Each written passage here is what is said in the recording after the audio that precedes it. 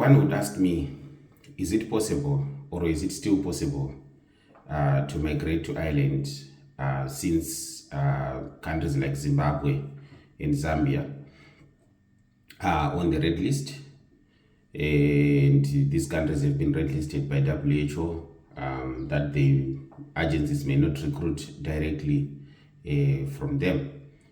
Yes, I would respond to say it's very possible to migrate to Ireland while the country is in a red zone.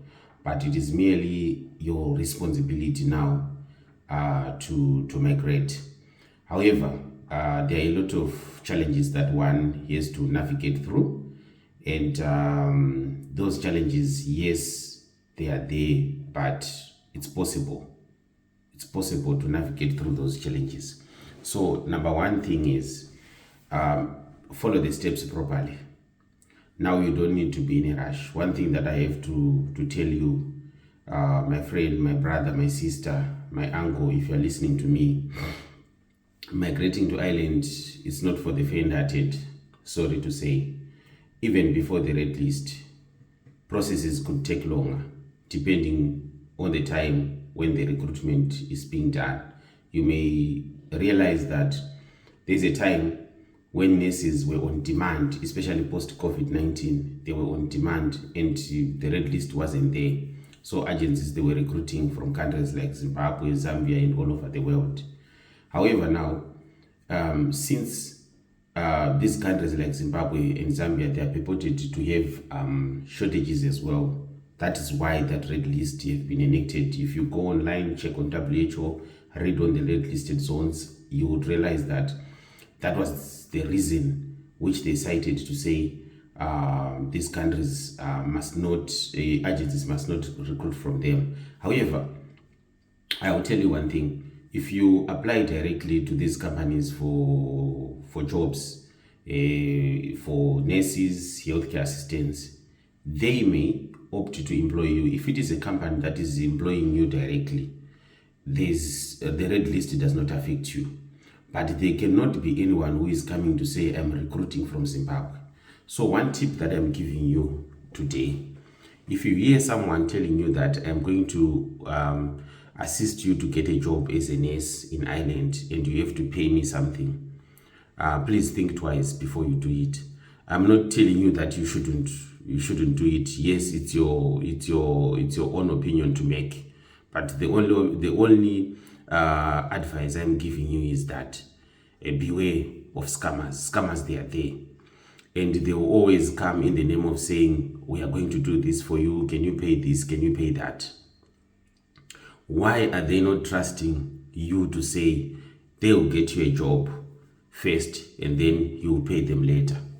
So I tell you for a fact, there are people who have been scammed because of being desperate to migrate. But however, guys, migrating to Europe or migrating to the countries like that are the first world countries, all the information is there online. Even if you want to go to America, the information is there online. Even the salaries, do not rely on anyone to tell you that a salary is so much or a salary is so much, because that information is there. Even if you want to see how much one is paid, the information is there.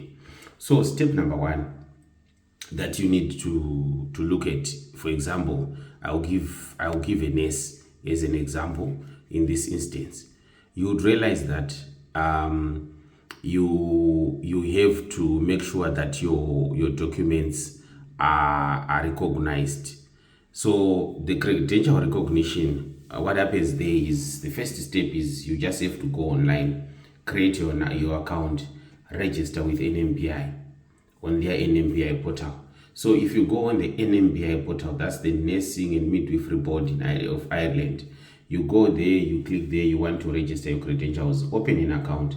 When you open an account, submit documentation. It's also a process. It takes time. You have to visit the nursing schools where you trained. Even if you trained and you have post basics, for example, you have midwifery, you have ophthalmology, you have renal nursing, and all other courses that you can think of. You need to go to those schools of training, get the documentation, as it is asked for from that portal.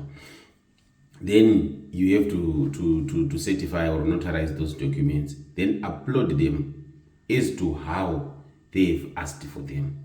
Then when you have uploaded the documents, they would require a verification later. So that verification now, for cases of Zimbabwe, it takes time for you to get it. So you can submit the documents, pay the NMBI before the verification is put on the portal. They will still recognize your papers. What does this mean? They will recognize your papers, but will be asking for the verification. I've seen people, especially those who are practicing outside Zimbabwe. Some of them, they will go to solicitors or lawyers to say they are practicing, for example, in South Africa, Swaziland, Zambia, or another country. Then they get a certification to say this is where they are practicing, but they cannot get a verification letter from Zimbabwe as they would require. You can be offered a decision letter, and then if you are offered that decision letter, when you are now intending to get a job, you have now to apply, and this applies to everyone. You have to apply now to RCSI directly. RCSI, that's the board which offers the examination, the aptitude test. And this one, you are going the PIN direction, where you are saying you are paying for yourself. No one is going to pay for you. And the amount that is required there, it's about 2,800 euro. You can do your own calculations in US dollar or any other currency that you are considering. That amount, you are supposed to pay it on your own before agencies would pay. And then when the agencies would pay, they will get their money from the employer, because the employer would have said, please look for employees for us. But in this instance, you are doing it on your own. So when you do that, some can apply direct to the employer before they get a PIN. However, the process takes long. So if you apply and then they require you to take in adaptation. Adaptation is another form of evaluation which is recognized by the NMBI to say the hospital is offering adaptation. You will be under a preceptor for a certain time, and then this preceptor is the one who is going to certify to say, no, this person is passed the adaptation. It's another way. So there are two tests, the aptitude and the adaptation test. So that adaptation test or adaptation examination, you can come before you are not going to pay the 2,800, but your PIN is determined after that period of adaptation, which you are supposed to pass. So I have gone to 2 or 3 steps before you would get a visa. A visa, yes, you get it, but the visa, you only get it when you have been called to say, yes, you can come either for adaptation or aptitude. That is when you are going to apply for a visa. And then that visa, it's not going to be a permanent visa. You are going to get a visa as a student, someone who is coming just for examination, and you're supposed to pay a ticket, which is a return ticket, not a one-way. So that return ticket, you have to pay it. And then if you are making your calculations very well, you need about 350 for NMBI. You need 2,800 for the exam. If you are not going for the exam, it's adaptation, it's okay, you're not going to get that route. But if you get hospitals that offer adaptation, I would advise you, if you don't have that money or you can't raise the money, take it. But in the next video, I'm going to explain about the aptitude test and the adaptation test. And I'm going to look for statistics to compare how people are performing within those tests, the adaptation and the aptitude. So you would realize that some would come, if you are doing the aptitude, you are just coming for 2 days. You write your theory today. Tomorrow you do your practical 14 stations that you have to pass. If you pass those stations, submit to NMBI, your verification is there, everything is correct, they give you a PIN. And I think within a week or 2, you would have gotten your PIN. So for some people, they don't go back to Zimbabwe. They will be still in Ireland because the visa that they've used is still valid. And they will apply to companies now using their PIN. You are now independent. You are not locked to any employer because you did that on your own. So if you get a job now and you are now in the process of employment, they can actually take you, and you may be lucky that you don't return back. But some may be asked to return back and then they come back, especially for companies that take time. But however, if you are lucky, you can stay. Then for those who have gone back, you are now assured that, of course, I'm going to get a job or I have a job. So you would realize that there is time now for you to prepare the paperwork. However, I want to assure you one thing. Do not despair. Make sure that you prepare your things now and then, and you also have a habit of reading. If you don't read and you come here and you take it for granted that it's just a test, I've witnessed a lot of people who have failed after paying the 2,800. Imagine. So take heed, guys. Adaptation is not just a walkover as well.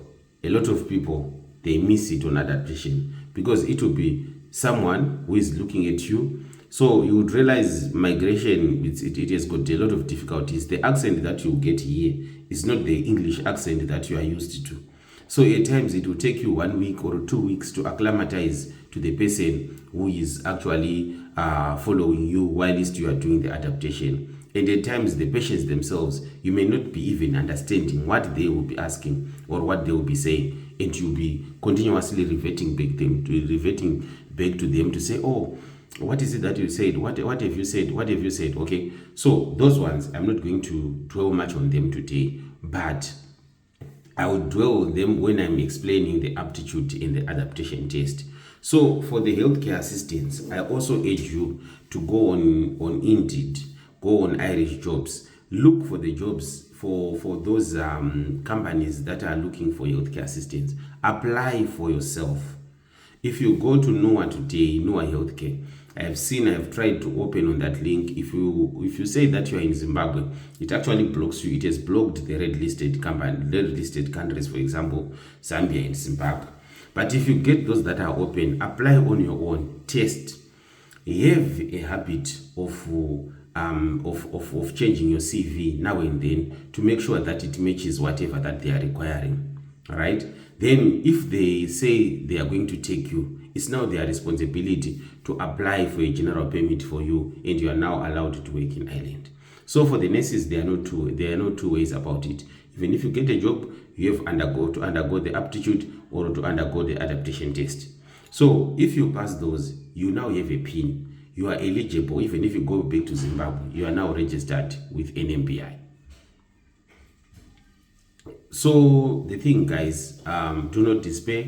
It is still possible for you to migrate even if the country is red listed. I assure you that if you follow the steps and if you follow what is required, it's possible. And it's also possible if you do not just rely on negativity, but you rely on research and also asking people who are going to give you the correct information as you would require. Thank you, and see you in the next video.